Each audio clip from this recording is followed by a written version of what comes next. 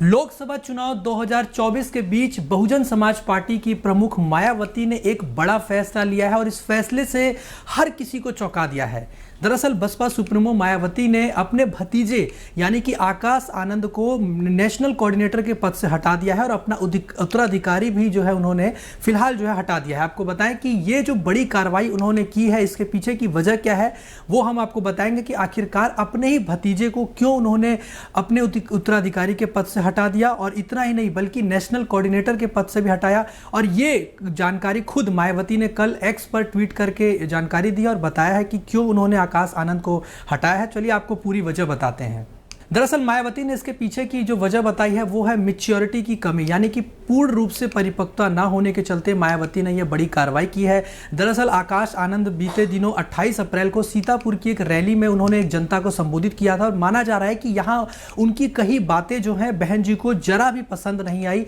और उनके सब्र का जो बांध है वो टूट गया, जिसके बाद उन्होंने बड़ी कार्रवाई की। दरअसल आकाश आनंद ने इस रैली में बहुजन समाज पार्टी को बहकाकर वोट मांगने के लिए आने वालों को जूता मारकर भगाने जैसे शब्दों का इस्तेमाल किया था। और इस बीच आकाश ने राम मंदिर के दर्शन न करने से लेकर पार्टी की नीतियों के संबंध में जिस तरीके से मीडिया में अपनी बात रखी, उससे भी कहीं ना कहीं मायावती बिल्कुल भी खुश नजर नहीं आ रही थी। और इसके साथ ही उन्होंने बीजेपी को आतंकी पार्टी करार दे दिया था और यह कहा था कि जो प्रदेश की सरकार है वो कहीं ना कहीं आतंकी पार्टी है। और साथ ही साथ भ्रष्टाचार को लेकर उन्होंने कई बड़ी बातें बोली थी, जिसके बाद मायावती जो है आकाश आनंद की इस भाषा से उनको संयम बरतने के लिए कहा था। यानी कि जो सूत्रों से जानकारी मिली उसके मुताबिक मायावती ने अपने भतीजे से कहा था कि आप जब भी भाषण देते हैं तो उसमें संयम जरूर बरतें। लेकिन वो यहां पर भी नहीं रुके। इसके बाद सीतापुर की जब रैली हुई 28 तारीख को, उसमें उन्होंने प्रदेश सरकारों को गद्दार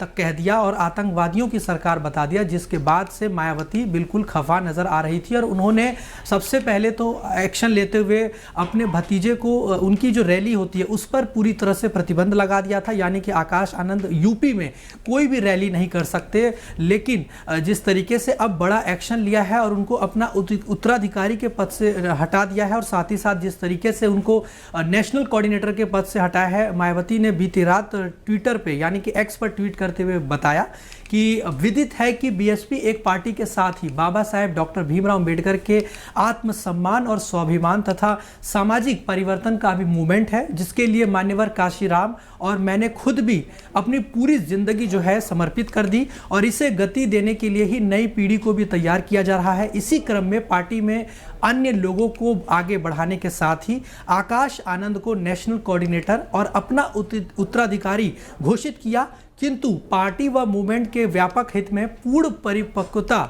आने तक अभी उन्हें इस दोनों अहम जिम्मेदारियों से अलग किया जा रहा है। और न केवल उन्होंने ये एक्स पर जानकारी दी बल्कि इसके साथ ही उन्होंने आगे ये भी बोला, जबकि इनके पिता यानी कि आकाश आनंद के जो पिता हैं वो अपने पार्टी मूवमेंट और अपनी जो भी जिम्मेदारी वो निभा रहे थे वो पहले की ही तरह वो जिम्मेदारी निभाते रहेंगे। अतः बीएसपी की जो पार्टी है और जो उनके नेतृत्व की मूवमेंट के हित में काम करती रहेगी। बाबा जो साहब अम्बेडकर के कारवा को आगे बढ़ाने का जो हमारा प्रयास है, हमारी जो कुर्बानी है, हम उससे बिल्कुल भी पीछे नहीं हटेंगे। जो हमारा त्याग है, समर्पण है, वो हमारा आगे भी जारी रहेगा। यानी कि जिस तरीके से कल मायावती ने यह बड़ा एक्शन लिया, जिसके बाद से उत्तर प्रदेश की सियासत में इसकी काफी चर्चा हो रही है कि आखिरकार मायावती ने अपने ही भतीजे पर इस तरह का एक्शन क्यों ले लिया। और सबसे बड़ा सवाल यह है कि मायावती जो है लगातार जो सक्रिय अब दिखाई दे रही हैं उत्तर प्रदेश की राजनीति में, जहां यह कहा जा रहा है कि बीजेपी को लेकर उनका सॉफ्ट कॉर्नर दिखाई देता है। वो खुलकर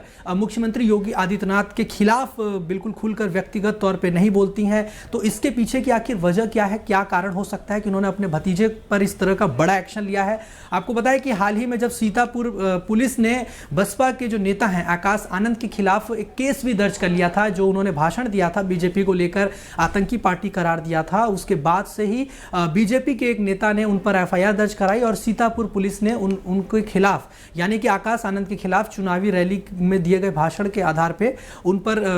केस दर्ज कर लिया था, जिसके बाद से लगातार बसपा सुप्रीमो सुप्रीमो मायावती काफ़ी ज़्यादा आकाश आनंद से नाराज़ दिख रही थी और उनके इस विवादित बयान के बाद से वो अपने आप को असहज महसूस कर रही थी, जिसके चलते ही उन्होंने ये बड़ा एक्शन लिया है। क्योंकि यूपी पुलिस ने आकाश आनंद पर एफआईआर दर्ज कर ली थी और जिसके बाद से बसपा की जो मुश्किलें हैं वो आगे चल के बढ़ सकती थी, आकाश आनंद मुश्किलों में घिर सकते थे। इसी वजह से मायावती ने ये बड़ा एक्शन लिया ताकि एक तरह से ये मैसेज दिया जा सके पार्टी में कि अभी भी हमारी पार्टी में कोई चाहे किसी भी पद पर हो, कोई किसी का कितना भी करीबी क्यों ना हो, लेकिन अगर कोई भी पार्टी के खिलाफ जाकर कोई बयान देगा या फिर अपने भाषा में संयम नहीं रखेगा तो पार्टी उसके खिलाफ सख्त एक्शन और कार्रवाई करने से भी पीछे नहीं हटेगी। आपको बताएं कि बसपा की पिछले साल दिसंबर में हुई बैठक में मायावती ने अपने भतीजे आकाश आनंद को अपना उत्तराधिकारी घोषित किया था। वहीं भरी मंच पर भरी सभा के दौरान बीएसपी की तरफ से बसपा सुप्रीमो मायावती ने यह ऐलान किया था कि वो अपना उत्तराधिकारी जो है वो आकाश आनंद को घोषित कर रही हैं। 28 साल के आकाश आनंद ने, आपको बता दें कि लंदन से एमबीए में मास्टर की डिग्री हासिल करी है। यानी कि अगर आकाश आनंद की बात करें तो वो एक पढ़े लिखे व्यक्ति हैं, एमबीए उन्होंने किया हुआ है, वो भी लंदन से पढ़ाई की है। लेकिन इन सब के बावजूद जो उनकी भाषा शैली है या जो उनका बोलने का ढंग है वो मायावती को बिल्कुल पसंद नहीं आया और इसी के चलते उन्होंने ये बड़ी कार्रवाई की। वहीं 2017 में मायावती ने आकाश को सहारनपुर की जनसभा में सबसे पहले बोलने का मौका दिया था, यानी कि उनको लॉन्च किया था। 2017 के सहारनपुर की वो रैली थी जहां पर आकाश आनंद सबसे पहले दिखाई दिए थे किसी सार्वजनिक मंच पे और पहली बार मायावती के साथ वो मंच उन्होंने साझा किया था। अब ऐसे में जिस तरीके से आकाश आनंद पर बड़ा एक्शन मायावती ने लिया है, इसका कितना असर पार्टी पर पड़ सकता है। और लोकसभा चुनाव चल रहे हैं, 3 चरण की वोटिंग भी हो गई है, अब ऐसे में 4 चरण का वोटिंग बाकी है और बसपा अकेले अपने दम पर ही चुनावी मैदान में है। यानी कि उसने इस बार किसी के साथ कोई गठबंधन नहीं किया है। एक तरफ जहां सपा और कांग्रेस चुनावी मैदान में एक साथ लड़ाई लड़ते हुए नजर आ रहे हैं, दूसरी तरफ बीजेपी एनडीए की सरकार है जहां कई गठबंधनों का मेल है। लेकिन बीएसपी एक ऐसी पार्टी है जिसने किसी के साथ कोई गठबंधन नहीं किया और अकेले उत्तर प्रदेश के चुनाव में लड़ती हुई नजर आ रही है। लेकिन जिस तरीके से बड़ा एक्शन मायावती बसपा सुप्रीमो ने लिया है, कहीं ना कहीं ये दिखाता है कि अब वो अपने फैसलों में फैसले लेने में कभी भी नहीं चूकती हैं। बड़े फैसले, कड़े फैसले वो अक्सर लेती रहती हैं। चाहे जब वो 4 बार की मुख्यमंत्री भी थी, कहा जाता है कि उत्तर प्रदेश में कानून व्यवस्था अगर अभी तक किसी की सबसे अच्छी मानी गई तो वो मायावती की बात हमेशा उनका जिक्र होता है। अभी की अगर बात करें तो योगी आदित्यनाथ की सरकार है, उनकी भी कानून व्यवस्था की तारीफें होती हैं। लेकिन पहले की अगर तुलना करें तो मायावती के कानून व्यवस्था की बात हर जगह कही जाती है कि उस दौरान, उस वक्त में कानून व्यवस्था कितना बेहतर था यूपी का और वो बड़े फैसले हमेशा लेने में कभी नहीं चूकी हैं। और जिस तरीके से आज उन्होंने एक बार फिर से ये साबित कर दिया कि चाहे उनका भतीजा हो, भाई हो, परिवार का कोई भी सदस्य हो या कितना भी पार्टी का करीबी क्यों ना हो, अगर वो कोई गलती करेगा, पार्टी के खिलाफ जाएगा या पार्टी लाइन को तोड़ेगा तो पार्टी उससे एक्शन लेने से कतई भी नहीं चुकेगी।